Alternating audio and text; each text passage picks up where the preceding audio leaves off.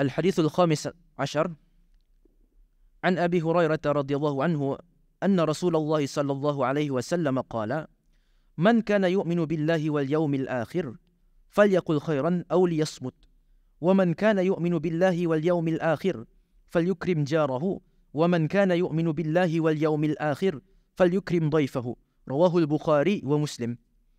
Hadis yang ke-15, etika orang beriman.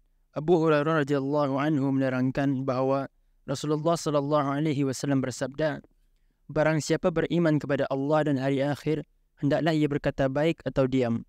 Barang siapa beriman kepada Allah dan hari akhir, hendaklah ia menghormati tetangganya. Barang siapa beriman kepada Allah dan hari akhir, hendaklah ia memuliakan tamunya. Hadis riwayat Bukhari dan Muslim. Hadis ini ia ada 3 bahagian. Artinya kalau tadi lihat hadis ini secara zoom out ia ada 3 bahagian lah.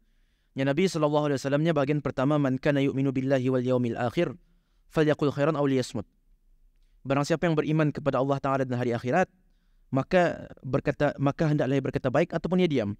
Bahagian pertama. Bahagian kedua, wa man kana yu'minu billahi wal yaumil akhir falyukrim jarahu. Barang siapa yang beriman kepada Allah dan hari akhirat, maka hendaklah ia memuliakan ia punya jirannya. Bahagian ketiga, wa man kana yu'minu billahi wal yaumil akhir falyukrim dhaifahu. Barang siapa yang beriman kepada Allah dan hari akhirat, maka hendaklah ia memuliakan tetamunya. Okey. Satu-satu. Bahagian pertama, man kana yu'minu billahi wal yaumil akhir falyaqul khairan aw liyasmut. Ini sebenarnya lanjutan daripada hadis yang tadi, which is min husni islamil mar'i tarkuhu ma la ya'nihi. Daripada kebagusan Islam seseorang itu, ia meninggalkan perkara yang tidak sepatutnya. Dan daripada proses ataupun cara untuk seseorang itu meninggalkan perkara yang tidak sepatutnya ialah andai falyaqul khairan aw liyasmut. Sama ada orang itu bercakap baik, nanti bercakap baik ini maksudnya baik dari segi syarak, perkara yang dituntut oleh syarak, digalakkan oleh syarak, ataupun kalau ia ingin berkata yang baik maka ia diam. Itu saja. Ini lanjutan daripada hadis tadi, tarkuhu ma la ya'ni. Termasuk daripada tarkuhu ma la ya'nihi ialah untuk dari segi percakapannya, sama ada percakapannya itu percakapan yang baik atau ia diam. Atau yang ideal lah bagi seorang mukmin atau bagi seorang muslim itu, dan termasuk daripada kesempurnaan iman. Dan lagi sekali kita ni ia berkait rapat juga dengan hadis kedua yang mengatakan mengenai ihsan itu. Sebab lagi sekali kita ni untuk mencapai maqam ihsan itu, iaitu bila mana orang itu beribadah, ia beribadah seolah-olah ia melihat Allah Ta'ala, ataupun ia menyadari sekurang-kurangnya bahawa Allah Ta'ala melihat ke dia. Artinya seluruh isi hatinya tu dan tumpuan fikirannya tu hanya kepada Allah semata-mata, maka perlu kepada kosongnya hatinya daripada segala perkara selain Allah Ta'ala. Al-Imam Ahmad Dardir, salah seorang ulama akidah, dalam ia punya matannya, wa khallisil qalba 'anil aghyar, dan kosongkanlah hati daripada al-aghyar selain Allah Ta'ala. Maka untuk mencapai tahap ihsan itu cuma tu, mengosongkan hati tadi daripada selain Allah, daripada Allah Ta'ala. Artinya itu perlu kepada latihan lah. Artinya kita ni tahu bahawa benda tu bukan senang lah, confirm. It's a process. Malah it's a lifelong process lah untuk mengosongkan hati tadi daripada Allah Ta'ala. Ataupun kalaupun orang tu sampai kepada tahap itu, adakah ia dapat mengekalkannya juga anda semestinya. Macam tu. Ala kulli hal, itu ia punya prosesnya. Dan di antara proses untuk mengosongkan hati daripada perkara-perkara selain Allah Ta'ala ialah meninggalkan perbuatan-perbuatan atau perkara-perkara atau pemikiran-pemikiran yang indah penting untuk kita ni. Tarku ma la ya'ni. Dan di antara tarkuhu ma la ya'ni, di antara meninggalkan perkara yang indah penting bagi kita ni ialah meninggalkan perkataan-perkataan yang indah baik in the first place. Indah baik ini sama ada haram atau confirm sudah. Ataupun perkataan-perkataan yang nada nilai tambahnya arah dunia kita ni ataupun akhirat kita ni. Dunia kita ni maksudnya survivability tani dalam dunia lah, maksudnya dari segi kehidupan, dari segi perkara-perkara yang tani perlukan di dunia untuk hidup. Selagi mana perkataan ataunya Nabi SAW-nya tidak ada kebaikan badannya dari segi hampir ataupun jauh kepada dunia dan akhirat kita ni, maka yang choice kedua ialah diam. Cuma tu. Dan itu terkandung daripada hadis ataupun pelengkap dan lanjutan daripada hadis-hadis yang tadi sebutkan tadi. Bahagian kedua, وَمَنْ كَانَ يُؤْمِنُ بِاللَّهِ وَالْيَوْمِ الْآخِرِ فَلْيُكْرِمْ جَارَهُ. Dan bahagian ketiga, وَمَنْ كَانَ يُؤْمِنُ بِاللَّهِ وَالْيَوْمِ الْآخِرِ فَلْيُكْرِمْ ضَيْفَهُ. Barang siapa yang beriman kepada Allah dan hari akhirat, maka hendaklah ia memuliakan jirannya. Dan barang siapa yang beriman kepada Allah dan hari akhirat, maka hendaklah ia memuliakan tamunya. ia lanjutan dan pelengkap bagi hadis sebelum ini. Dimulakan dengan hadis ad-dinun nasihah dulu.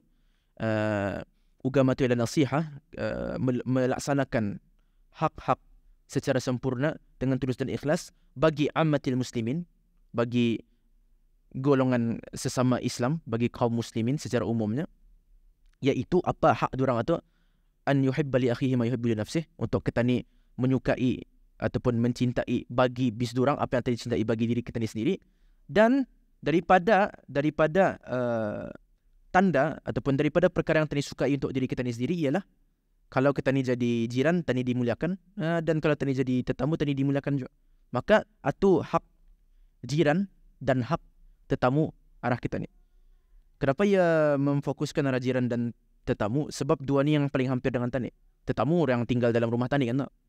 Orang yang tinggal dalam rumah tani yang bukan daripada keluarga kita ni, tetamu tani. Maka orang cuma ni mesti tani muliakan. Daripada haknya yang tani mesti tunaikan ialah tani mesti muliakan ia sepanjang mana ia bertamu arah kita ni. Dan yang kedua ialah jiran, which is orang yang paling hampir dengan tani, sekeliling kita ni, sekeliling rumah tani maksudnya. Maka bis durang dua ni di antara orang yang paling rapat dengan kita ni dalam kehidupan kita ni. Maka mula dari durang dulu. Artinya keluarga tani tahu sudah apa hak ibu, apa hak ayah, apa hak adik-beradik dan lain-lain. Kemudian hak tetamu, artinya kalau ada orang luar yang bertamu di rumah tani, apa hak bis durang untuk tani muliakan. Kemudian hak jiran, rumah-rumah yang berada di sekeliling rumah tani, apa hak bis durang untuk tani muliakan juga. Tani indah dalam sebuah hadis yang lain dipakai kalimah la yu'dhi jarahu, ia indah menyakiti jirannya, ia indah mengakibatkan apa-apa ketidaksenangan arah jirannya lah basically.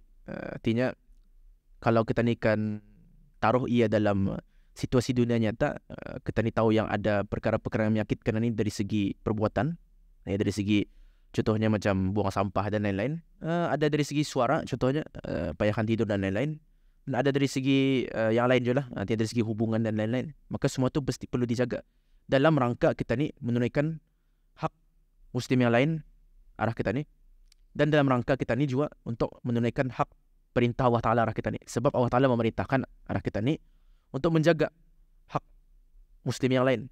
Di antara hak muslim yang lain ialah apa? Tani mesti suka bagi diorang apa yang tani suka untuk diri tani. Apa contohnya? Tani tidak boleh menyakiti bis diorang.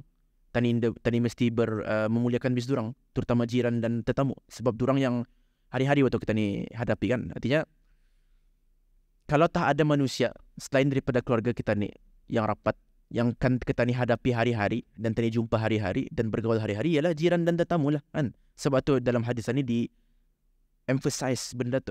Sebab durang ni yang kita ni malar berjumpa, maka mula dari durang.